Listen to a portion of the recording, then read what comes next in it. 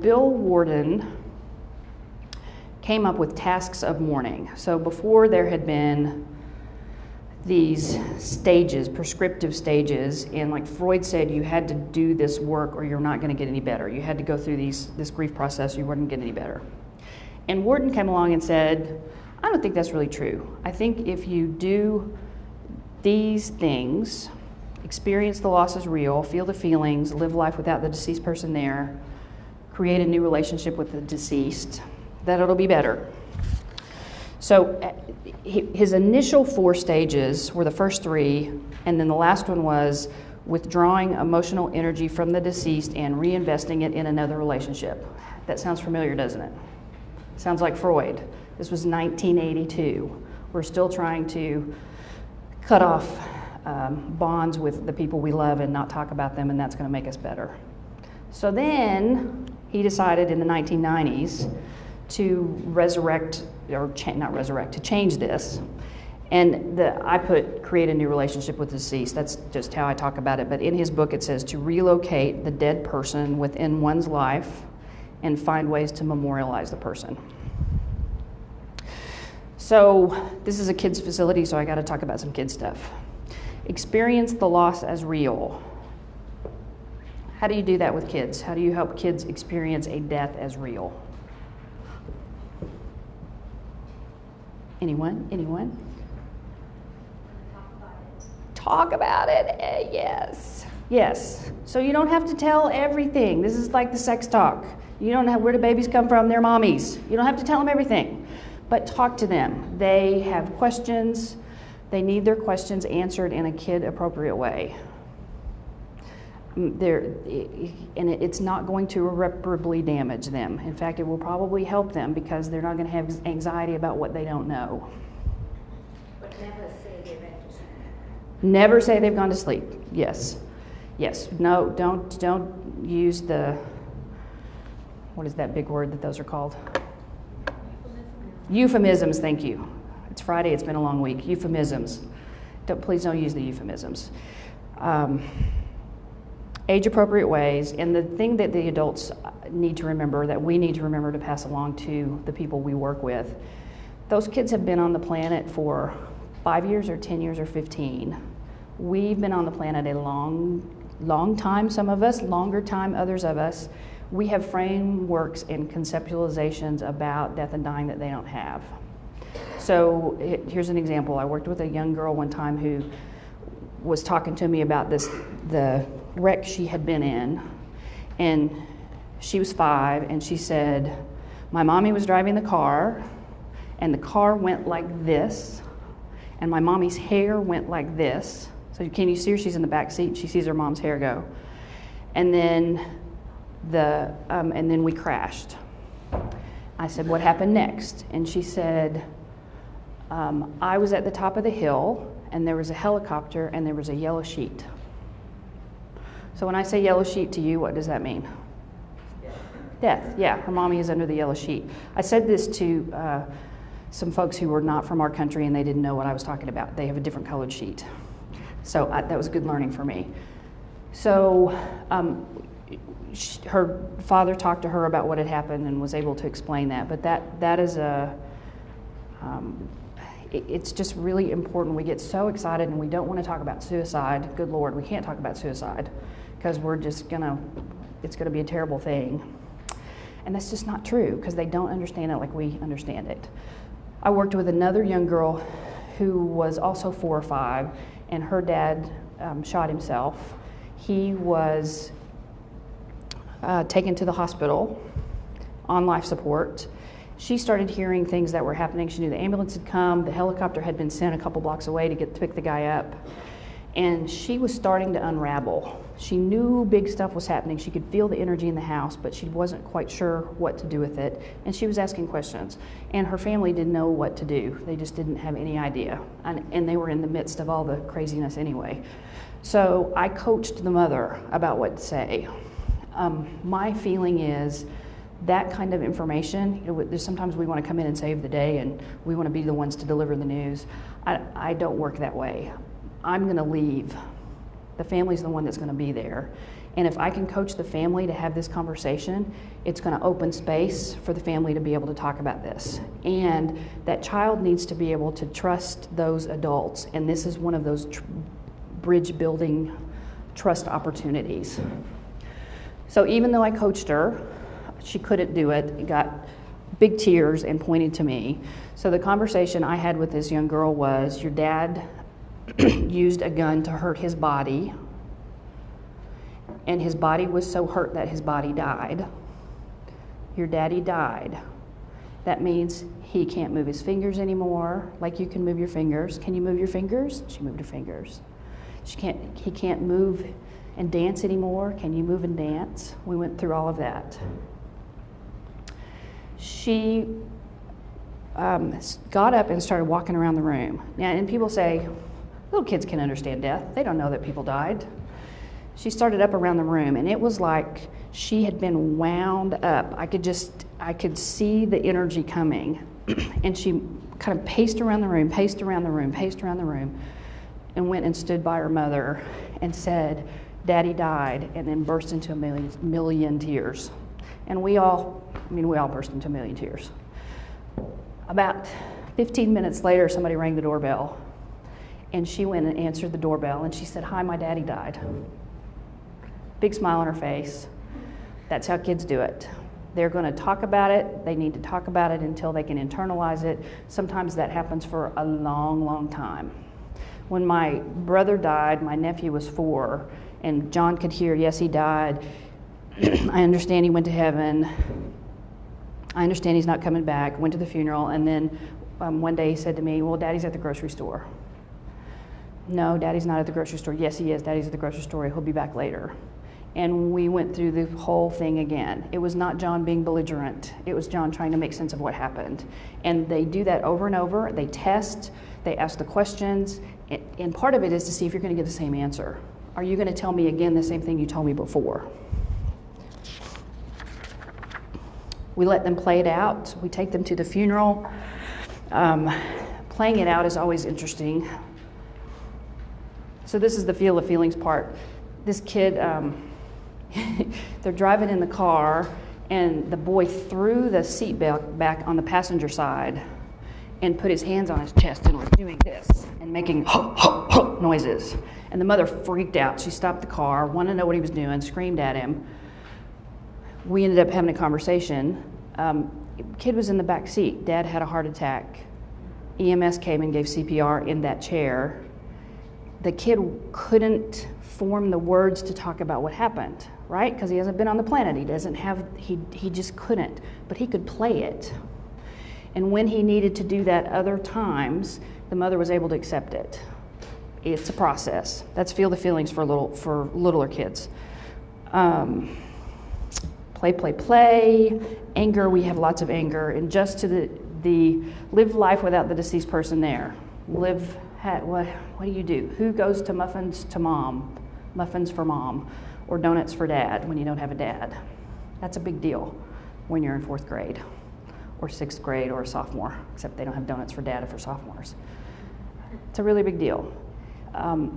When school starts, often kids who have had a loss in that last year, those kids are going to have school problems because the person who helped with homework isn't around to help them with homework. And sometimes we forget to ask those questions. I have no scientific anything to back this up, but I would see kids that would come in 4 to 7 months and they would start to have the school problems. They were pretty good till then. And then it was like, okay, my world is kind of getting back to normal and things are getting back to normal, but it's really not normal because my person's not there. So feel the feelings. These things can all go together. But this is a good framework. So live life without the deceased person there. And the last one is create a new relationship with the deceased. And reinvest. How do you reinvest in other relationships? There was a plane crash.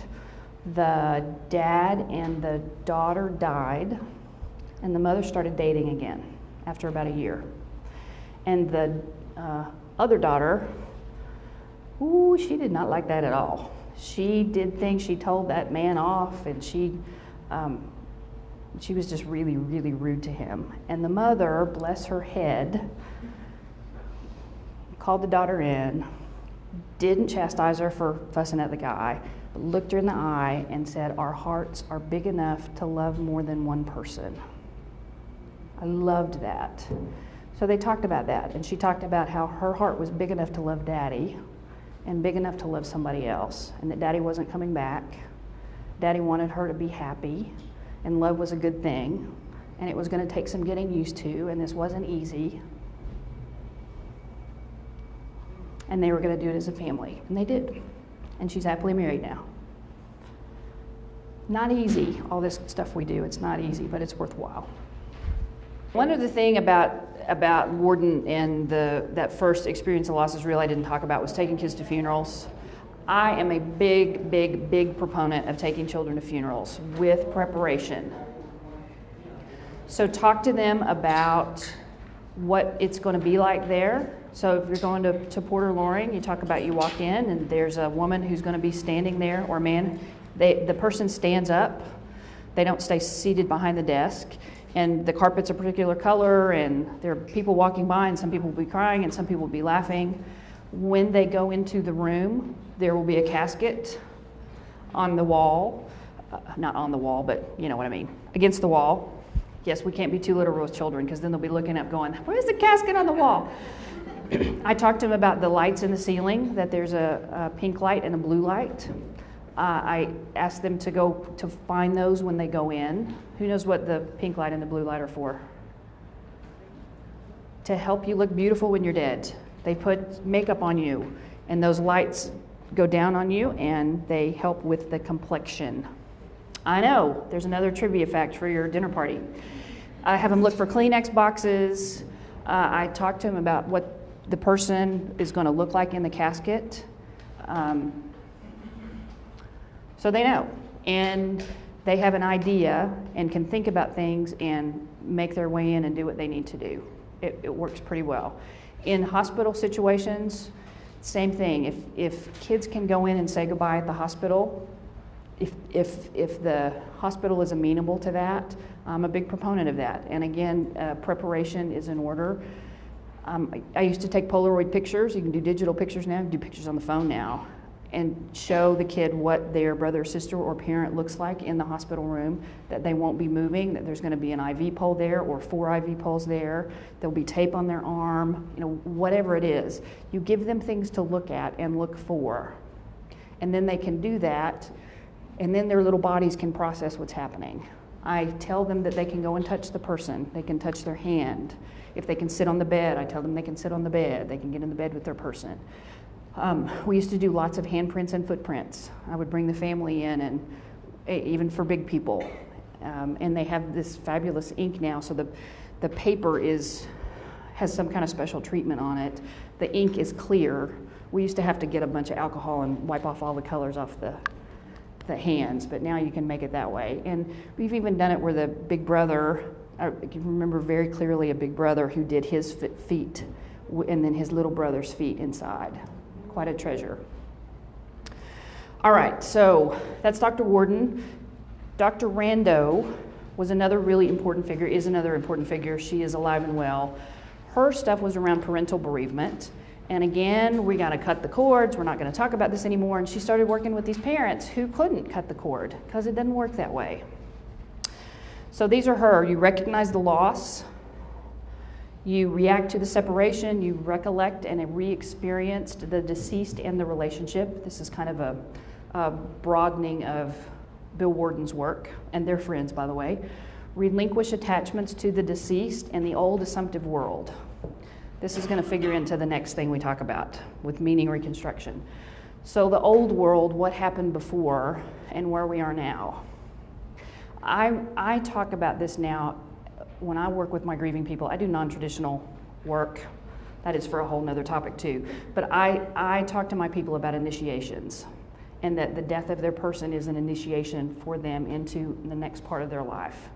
And there is some different energy there and some propelling there. They can still look back, but they recognize there's something new, and their identity has changed. And we talk about their identity because it has changed. Readjust and move adaptively into the new world without forgetting the old, similar to Dr. Worden's, and then reinvest. Dr. Niemeyer, he has changed grief and loss in our country in grand and fabulous ways, talking about meaning reconstruction. He says, I'm going to read this so I don't mess it up. The central process of grief requires the bereaved person to reconstruct the loss experience to find meaning. And doesn't that sound so much better than we can't ever talk about them anymore, and I'm going to be neurotic if I do? We find meaning. This is one of the most significant new developments in the study of bereavement, and this is, 10 years old now. This model assumes that we all have a self-narrative or basic assumption or group of assumptions about how we live. And when these are challenged by death, new interpretations need to be created. So this is what when I worked with kids before, this is exactly what it was. We got to figure out how to live this life and what happens now, and am I still a son? My dad doesn't live here and my dad has died and my mom's getting remarried, and how does all this work? And they figure it out. It's meaning reconstruction, meaning making. The new narrative is affected by and cannot be separated from culture, personal experiences, culture, and family. So we continuously experience and re-experience what has happened, and we make new contexts. So this week, Robin Williams died. If you had someone in your life who died before Robin Williams died, I will bet you money you thought about that person. If you had somebody in your life who died by suicide, I bet you money you thought about that person or that situation. And if you are like me and read social media and read all this, I didn't read all of it, but my goodness, there was so much stuff. And I was heartened. I know there was a lot of not nice things that were being said, but there were a lot of people who were showing up authentically, talking about their depression experiences, talking about their situations with loved ones who had been suicidal, and some who'd completed and some who'd not. And it changed I watched the conversation change in my little group. I have a hidden group on Facebook called Light After Death. And we had 300 people in that group, and folks started talking in ways that they had not talked before. And some people had assumptions about the situation, and other people showed up and didn't say you're wrong, but they said, let me tell you my story. And then the story, you see how it all goes together? This is that. This is meaning reconstruction.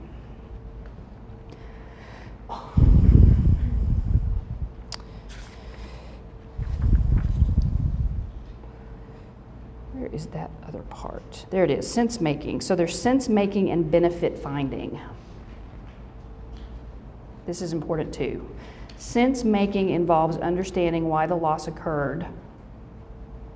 So you got to make sense of it. Why did it happen in the first place? And benefit finding focuses on how the bereaved find positive aspects of the loss. And how do you find a positive aspect when somebody's been murdered or died by suicide? People do. They do. And sometimes it takes a long time. And there's research now that shows when folks can do these two things, they can move on with their lives in more productive ways. They don't get over the loss. We never get over the loss, but we change and we grow and we move. So grief is transformative. So we've gone from cutting it all off to this transformative experience.